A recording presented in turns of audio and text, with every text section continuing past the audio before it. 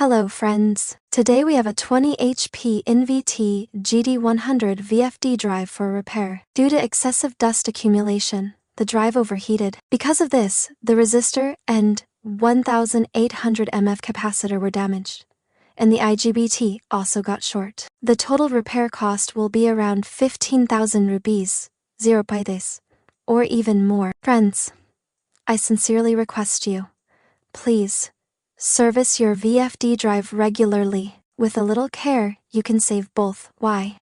Your money and time. Dust and heat are small enemies that can silently damage big machines without warning. Always remember, regular maintenance ensures long life and proper performance of your VFD drive. So dear farmer brothers, protect your machines and get them serviced on time. A little attention brings big benefits.